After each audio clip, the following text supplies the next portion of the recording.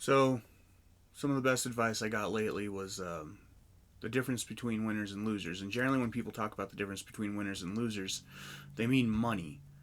But what I liked about this explanation is the fact that it didn't just mean money. Because, believe it or not, no matter what you might see from me in the future or the past, I am not externally motivated. So when I was younger and people talk about winners and losers, I'm like, well, that depends on your definition of a winner and a loser. And I wasn't wrong. However, the definition of winners and losers that I recently heard, I love and I know it's true.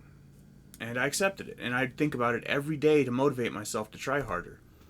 And it goes, losers do what they want, winners get what they want.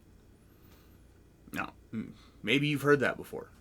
I haven't. And I'll admit at the end of this video who I've heard it from, because you might not like them.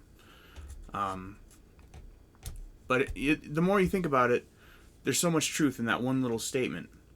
And the way, I want to explain it is, let's say I have a good friend who owns, he's a producer. He puts on fights in the local community back home. And the night before a fight, you can come sign up for the fights. It's generally open. But the day of the fight, at least 25%, and at one time 50% of his fighters will drop off the map. And they do that because they're losers. In that moment, no one's a winner every day, and no one's a loser forever. But in that moment, they were losers because they let how they feel dictate what to do. You can't tell me that all their mothers died on the same day. All right? So what happened, put yourself in their shoes. Let's say you wanted to fight in the cage. That is an admirable internal wealth pursuit because you're not going to make much money, but you're going to get in shape. You're going to learn some cool stuff. You're going to overcome a huge fear. It's a good thing to do. It's a good thing to vie for.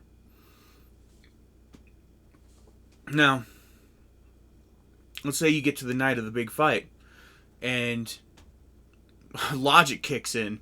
You're about to walk up in the middle of a bunch of strangers and put yourself in danger for nothing. So don't think I don't understand what's going through your head. There's a lot of fear and doubt and stress, and not all of it's completely uncalled for, but because of that, you give up on what you want. Now, all those other guys who didn't let how they felt dictate what they wanted to do, they only focused on what they wanted, their goal, to fight in that cage, to win. And win or lose, they showed up, they didn't cancel on my buddy, and next time a fight came up, he would call them up, right? He would give them another opportunity. And either way, they got to do what you wanted to do, because they didn't let their feelings get in the way. Now, I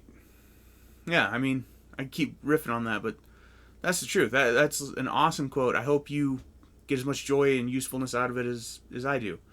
And I'm not going to lie. I got that from Andrew Tate. I heard it on one of his videos, but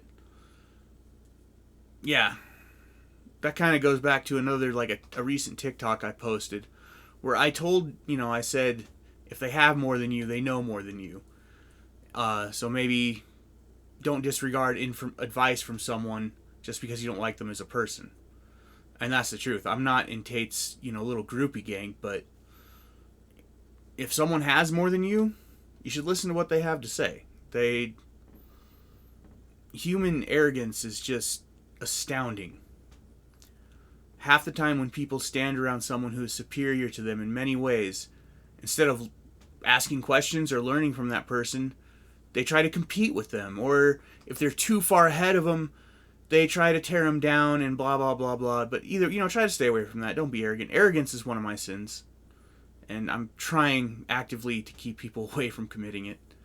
Anyway, it's just a random video. I don't even know where I'm going to put it on the channel.